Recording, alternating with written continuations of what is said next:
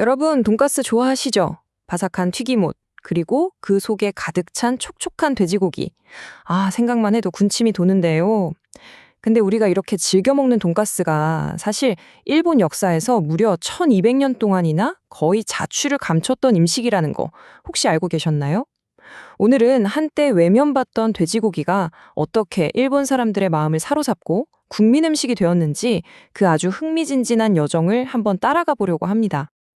자, 오늘 우리가 함께 떠나볼 여정은 크게 네 부분으로 나눠볼 수 있겠네요.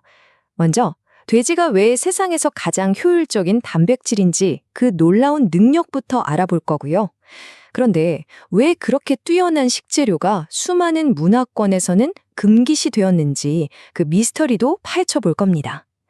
그리고 오늘의 주인공, 일본에서 벌어진 1200년간의 기나긴 돼지고기 공백기를 지나서 마침내 돈가스 혁명이 어떻게 모든 걸 바꿔놓았는지까지 쭉 한번 살펴보겠습니다. 자, 그럼 첫 번째 이야기부터 시작해 볼까요?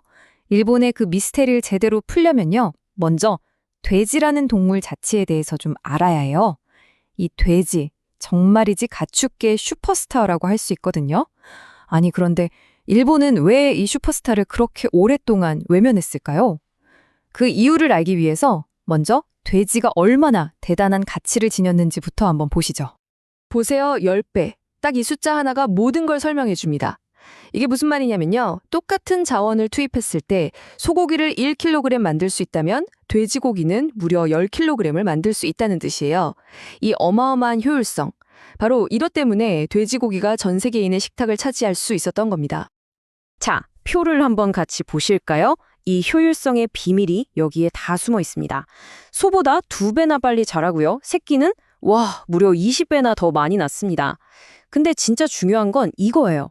똑같은 양의 사료를 먹여도 살코기로 바꾸는 효율이 3배나 높다는 거죠.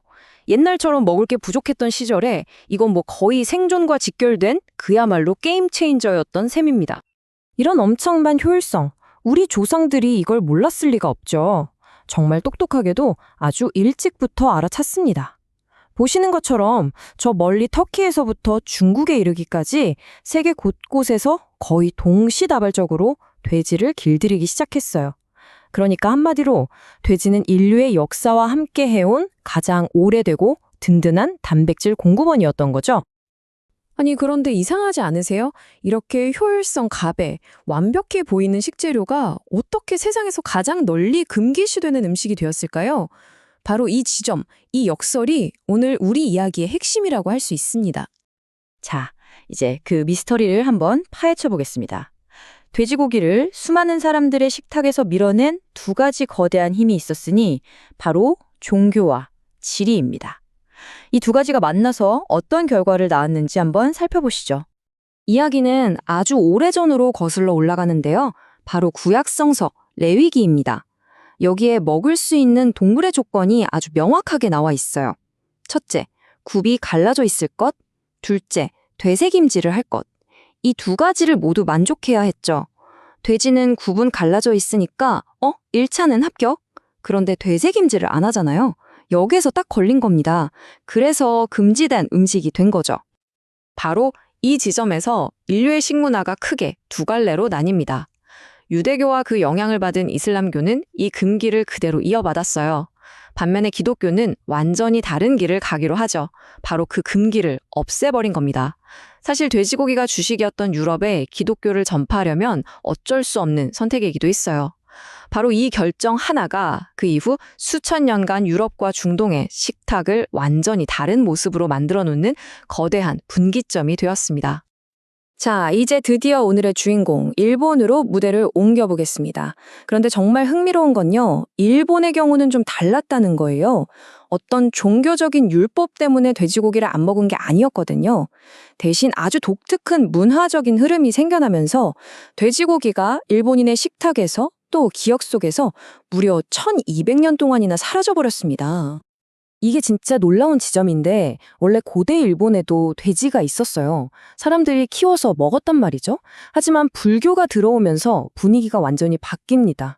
살생은 나쁜 것이라는 가르침이 사회 전반으로 퍼지면서 고기 먹는 것 자체를 꺼리는 문화가 만들어진 거예요.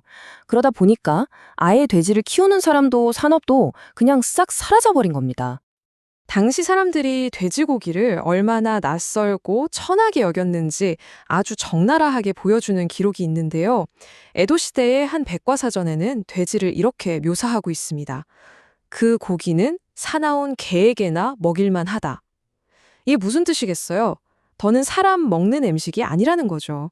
인식이 이 정도였던 겁니다. 하지만 여러분, 역사는 항상 반전이 있죠. 이 길고 긴 침묵 속에서도 아주 작은 변화의 불씨가 타오르고 있었어요. 예를 들면 마지막 쇼군이었던 도쿠가와 요시노부는 돼지고기 쇼군이라는 별명이 붙을 정도로 돼지고기를 좋아했다고 해요. 이렇게 일부 상류층 사이에서 금기가 조금씩 깨지고 있었던 거죠. 그리고 이건 정말 거대한 혁명을 시작을 알리는 신호탄이었습니다. 그리고 마침내 그 혁명의 막이 오릅니다. 19세기 후반 일본이 문을 열면서 서양 문물이 물밀듯이 들어오기 시작하죠. 그중에는 유럽의 아주 평범한 고기 요리, 코틀레트가 있었습니다. 바로 이 음식이 일본 식탁을 완전히 뒤바꿔 놓을 돈가스 혁명의 시작이 될 줄은 그땐 아무도 몰랐겠죠. 자, 그럼 코틀레트가 어떻게 돈가스로 변신했는지 그 과정을 한번 볼까요? 여기서 일본 요리사들이 정말 천재적인 아이디어를 2개나 냅니다. 첫 번째는 이거 먹기 불편하게 뼈가 왜 있어 하면서 뼈를 싹 발라냈고요. 둘째는 버터에 굽는 대신에 일본에 뭐가 있죠? 바로 덴푸라. 덴푸라처럼 뜨거운 기름에 퐁당 담가서 바삭하게 튀겨낸 겁니다. 바로 이 2가지 변화가 모든 것을 바꾼 신의 한 수였어요. 1929년에 탄생한 돈가스라는 이름 자체를 보면 이 모든 역사가 그대로 담겨 있습니다. 돈은 돼지를 뜻하는 한자 돈에서 왔고요. 가스는 뭘까요?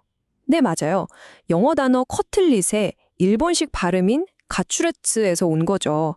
동양과 서양의 완벽한 만남, 이름부터가 그걸 보여주고 있네요. 하지만 진짜 혁명의 완성은 따로 있었습니다. 바로 먹는 방식의 변화죠. 더는 나이프와 포크로 써는 서양 음식이 아니에요. 젓가락으로 집어먹고 따끈한 밥과 미소 된장국이랑 같이 먹는 완벽한 일본의 정식 메뉴가 된 겁니다. 비유하자면 외국에서 온 음식이 일본으로 완전히 귀화해서 이제는 누가 봐도 완벽한 일본 음식이 된 거죠. 정리해볼까요? 무려 1200년 동안이나 잊혔던 돼지고기가 돈가스라는 새로운 옷을 입고 나타나서 100년도 안 되는 짧은 시간에 일본 전체를 사로잡았습니다. 정말 대단하지 않나요?